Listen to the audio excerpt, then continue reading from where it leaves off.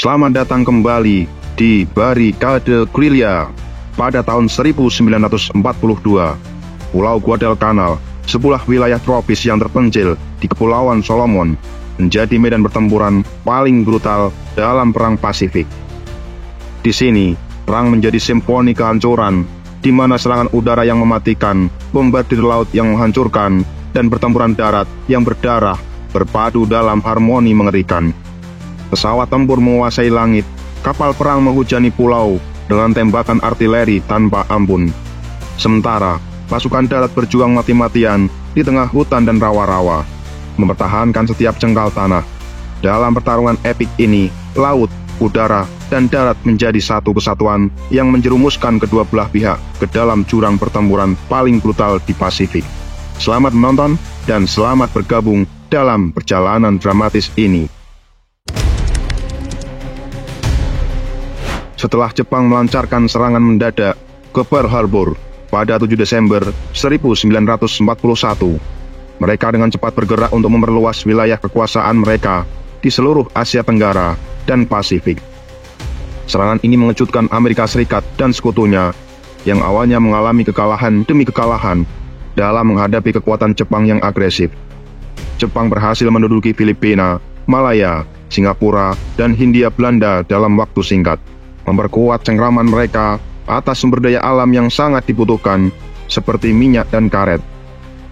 Ekspansi ini tidak hanya berfokus pada daratan Asia Tenggara, tapi juga pada pulau-pulau strategis di Pasifik yang memungkinkan Jepang untuk memperluas zona pertahanan mereka, mengamankan rute laut vital, dan mengisolasi Australia dari sekutu barat. Salah satu tujuan strategis Jepang adalah menguasai Kepulauan Solomon yang terletak di sebelah timur Papua Nugini dan sebelah timur Laut Australia. Pulau Guadalcanal, termasuk bagian dari Kepulauan Solomon, menjadi perhatian khusus bagi Jepang pada pertengahan 1942. Letak pulau ini sangat strategis karena dekat dengan jalur komunikasi laut antara Amerika Serikat dan Australia.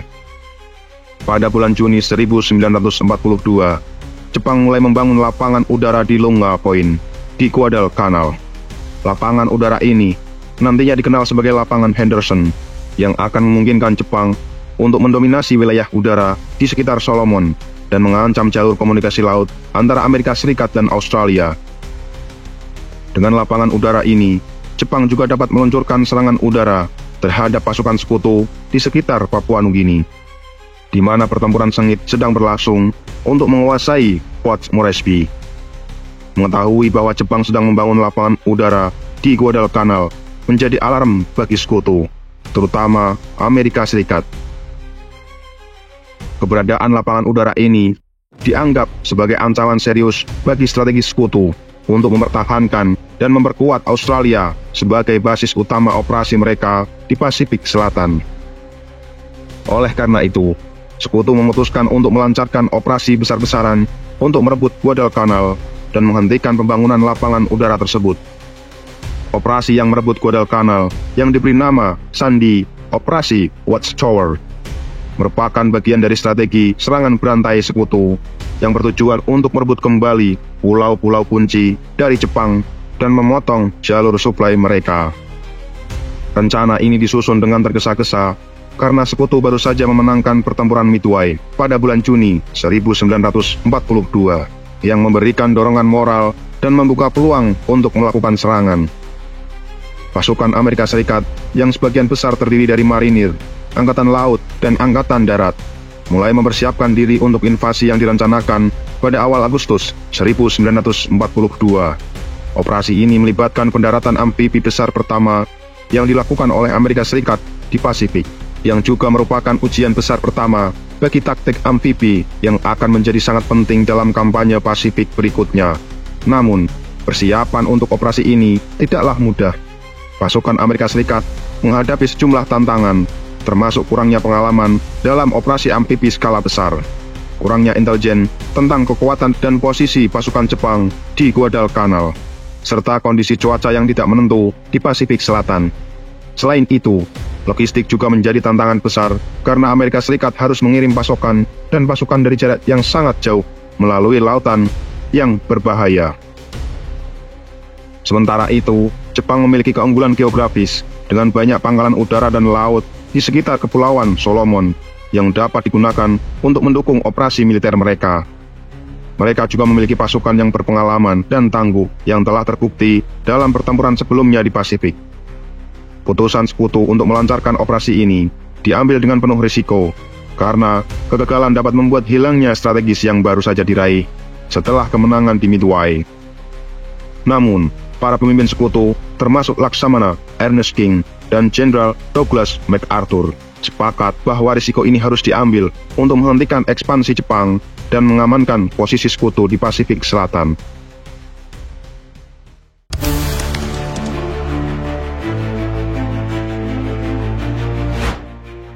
Setelah perencanaan yang matang, meski terburu-buru, Sekutu mulai serangan ke Guadalcanal sebagai bagian dari operasi Watchtower. Pada 7 Agustus 1942, serangan ini merupakan upaya besar pertama Amerika Serikat dalam melancarkan operasi amfibi di Pasifik. Tahap awal operasi ini sangat penting karena melibatkan serangkaian pendaratan, penyerangan, dan penguasaan posisi strategis di pulau-pulau yang dikuasai Jepang, termasuk Guadalcanal, Tulagi, dan pulau-pulau kecil lainnya di sekitar Kepulauan Solomon.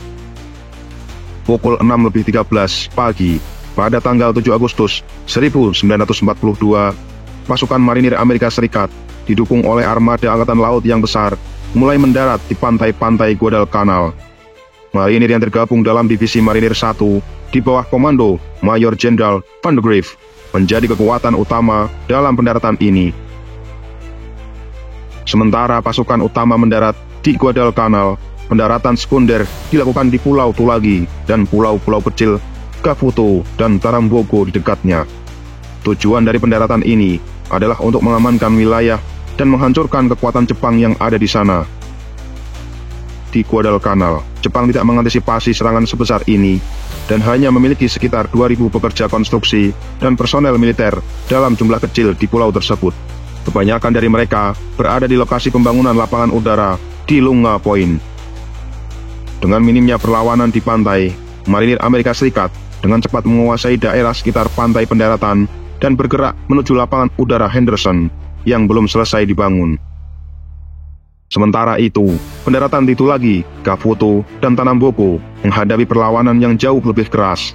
Pasukan Jepang di Tulagi, meski jumlahnya relatif kecil, bertahan dengan gigih di gua-gua dan bunker-bunker yang tersembunyi di pulau tersebut. Pertempuran sengit terjadi saat marinir Amerika Serikat harus berhadapan dengan musuh yang bersembunyi di posisi-posisi yang sulit dijangkau. Akhirnya, setelah pertempuran yang keras selama 2 hari, pasukan Amerika Serikat berhasil merebut Tulagi, Kafuto, dan Tanambogo dengan mengorbankan banyak nyawa.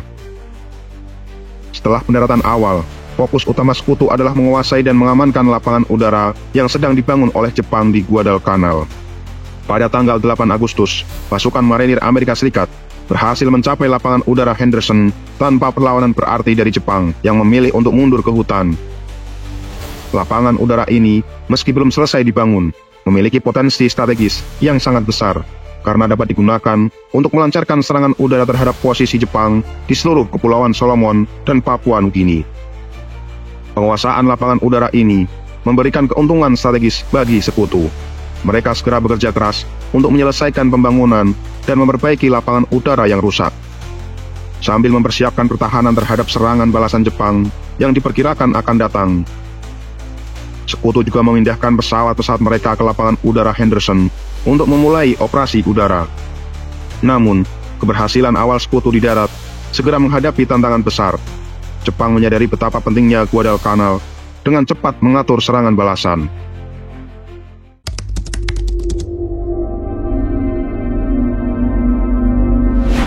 Pada malam hari, tanggal 8 Agustus 1942, armada Jepang yang dipimpin oleh Laksamana Mikawa melancarkan serangan mendadak terhadap armada Sekutu dalam pertempuran Pulau Satu. Dalam pertempuran laut ini, pasukan Jepang berhasil mengejutkan dan menghancurkan 4 kapal penjelajah Sekutu, 3 kapal penjelajah Amerika, dan 1 kapal penjelajah Australia. Sementara mereka sendiri hanya menderita kerugian kecil.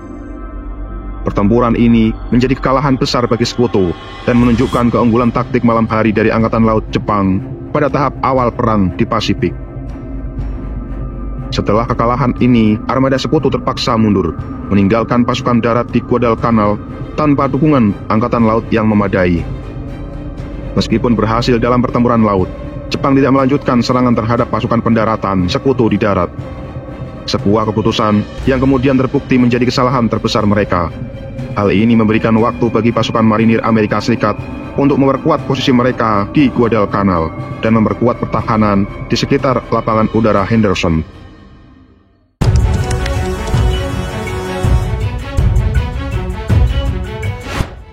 Setelah pertempuran Pulau Savo, Jepang menyadari bahwa mereka perlu menghentikan sekutu di Guadalcanal dengan menyerang lapangan udara Henderson dan memperkuat pasukan darat mereka.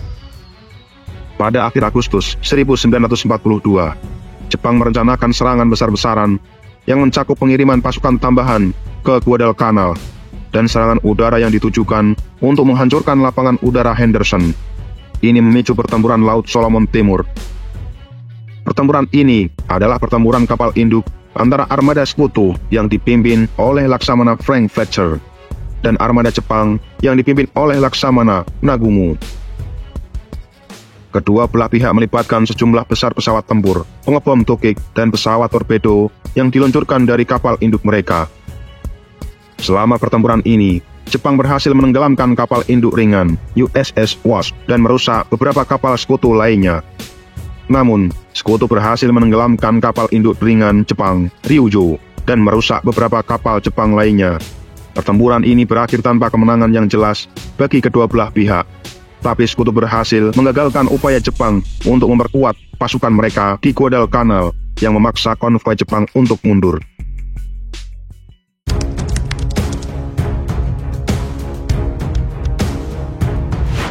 Pertempuran Kepulauan Santa Cruz adalah pertempuran laut besar lainnya yang terjadi selama kampanye Guadalcanal. Jepang yang masih berusaha untuk merebut kembali Guadalcanal dan menghancurkan kekuatan udara sekutu di lapangan udara Henderson, mengerahkan armada kapal induk mereka untuk menyerang armada sekutu di sekitar Kepulauan Santa Cruz yang terletak di timur laut Guadalcanal. Pertempuran ini melibatkan kapal induk utama dari kedua pihak. Jepang memiliki kapal induk Shokaku, Zeikaku, dan Zuiho. Sementara sekutu mengerahkan kapal induk USS Enterprise dan USS Hornet. Pertempuran udara yang terjadi selama 2 hari ini sangat sengit, dengan pesawat dari kedua belah pihak saling menyerang kapal induk dan kapal perang musuh. Meskipun Jepang berhasil menenggelamkan kapal induk USS Hornet dan merusak USS Enterprise, mereka juga menderita kerugian besar dengan rusaknya kapal induk Shokaku dan Zuiho, serta kehilangan banyak pesawat dan pilot berpengalaman. Akibatnya, meskipun secara taktis Jepang dapat mengklaim kemenangan, mereka kehilangan banyak kekuatan tempur udara mereka yang tidak dapat segera digantikan.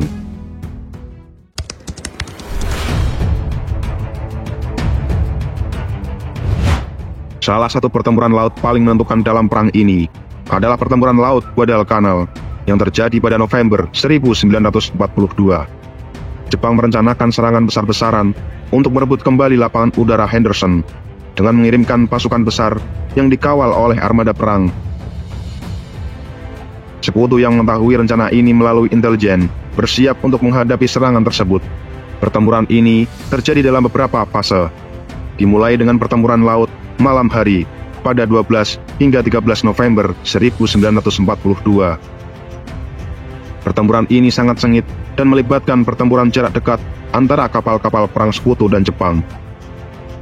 Pasukan sekutu berhasil menggagalkan upaya Jepang untuk mengebom lapangan udara Henderson dengan menenggelamkan beberapa kapal penjelajah dan perusak Jepang.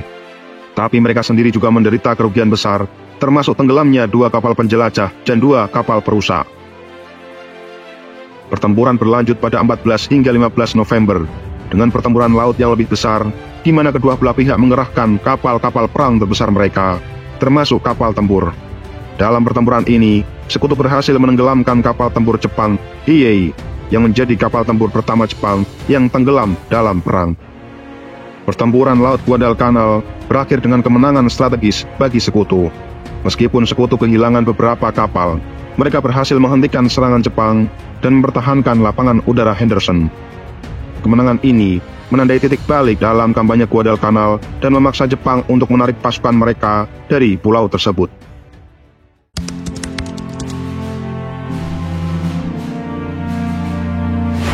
Setelah pertempuran sengit di laut dan udara pada bulan Agustus hingga November 1942, Sekutu dan Jepang menyadari bahwa penguasaan laut dan udara di sekitar Guadalcanal sangat penting untuk mendukung operasi darat mereka.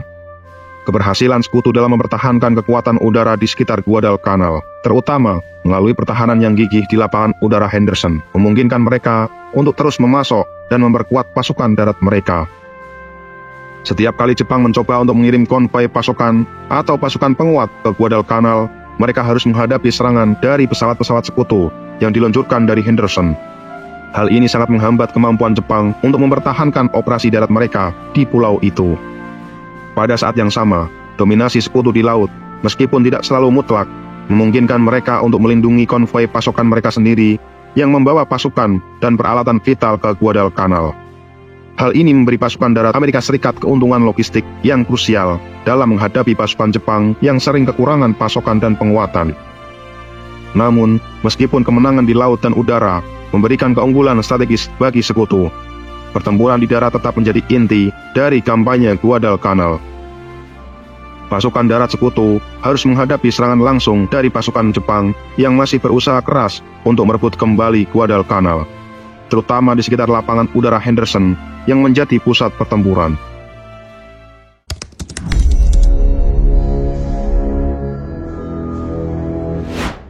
Pada malam 13 Oktober 1942, Jepang memulai salah satu serangan paling brutal dalam seluruh kampanye. Dalam kegelapan malam yang pekat, dua kapal tempur Jepang, Kongo dan Haruna, bergerak mendekati Guadalcanal dengan niat menghancurkan lapangan udara Henderson.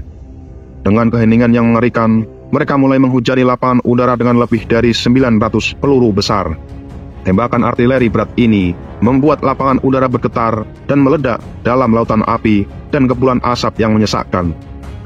Di tengah ledakan dan kehancuran, para prajurit Amerika yang bertugas di lapangan udara itu tahu bahwa mereka sedang menghadapi ujian yang paling menakutkan dalam hidup mereka. Tenda-tenda terbakar, landasan pacu berlubang-lubang, dan pesawat-pesawat dihancurkan atau dibakar. Namun, di balik kekacauan ini, ada tekad yang tak tergoyahkan di antara para marinir dan pekerja lapangan udara. Mereka tahu bahwa jika Henderson jatuh, maka Guadalcanal dan mungkin seluruh Pasifik akan mengikuti. Setelah serangan artileri, pasukan darat Jepang yang diperkuat melakukan serangan darat dengan tujuan menguasai lapangan udara. Pertempuran ini mencapai puncaknya pada pertempuran Edson's Ridge, atau juga dikenal sebagai Bloody Ride, di mana sekitar 840 marinir Amerika Serikat menghadapi serangan dari lebih dari 3.000 pasukan Jepang yang bertekad merebut lapangan udara tersebut. Pada malam 12 hingga 14 September, dalam kegelapan yang pekat dan hujan tropis yang deras, Jepang melancarkan serangan besar-besaran. Dengan bayonet yang terhunus, mereka menyerbu pertahanan marinir dengan teriakan perang yang menggema melalui hutan. Marinir Amerika Serikat yang dipimpin oleh Kolonel Merritt A. Edson bertempur mati-matian di sepanjang punggungan bukit yang strategis ini. Mereka tahu bahwa jika mereka gagal mempertahankan posisi mereka, lapangan udara Henderson akan jatuh ke tangan musuh. Serangan demi serangan datang tanpa henti, dan pada beberapa titik, pasukan Jepang berhasil menembus pertahanan Amerika. Namun, dengan keberanian yang luar biasa dan tekad yang tak kenal menyerah, marinir Amerika Serikat bertahan. Mereka memanfaatkan senapan mesin, granat, dan bahkan pisau bayonet dalam pertempuran jarak dekat yang brutal. Ketika fajar akhirnya menyingsing pada 14 September, medan pertempuran yang sebelumnya gelap berubah menjadi lautan mayat. Baik Jepang maupun Amerika, darah mengalir di lereng bukit, dan tubuh prajurit Jepang yang gugur tersebar di seluruh medan perang. Pasukan marinir, meskipun kelelahan dan terkoyak oleh pertempuran malam yang brutal, berhasil mempertahankan Ridge, dan yang paling penting, lapangan udara Henderson tetap berada di tangan Sekutu. Namun, ancaman terhadap lapangan udara ini belum berakhir. Selama beberapa bulan berikutnya, Jepang terus melancarkan serangan balasan, baik dari laut, dara, maupun darat, dalam upaya yang tak putus asa untuk menghancurkan lapangan udara ini. Setiap kali, marinir Amerika Serikat dengan tentara dari Divisi Angkatan Darat yang tiba kemudian bertahan dengan gigih, memperbaiki lapangan udara yang rusak, melawan serangan udara, dan menahan serangan darat yang berulang. pada akhir 1942, Jepang akhirnya dipaksa untuk menghentikan upaya mereka merebut Guadalcanal. Kegagalan mereka untuk menghancurkan atau merebut lapangan udara Henderson menandai titik balik penting dalam Perang Pasifik bagi para prajurit Amerika yang bertempur di sana. Henderson Field bukan hanya sebuah landasan pacu, itu adalah simbol ketahanan, keberanian, dan tekad untuk bertahan dalam menghadapi tantangan yang tampaknya tak teratasi. Kemenangan di lapangan udara Henderson tidak hanya berarti kemenangan dalam satu pertempuran, tapi juga menandakan perubahan arus dalam perang.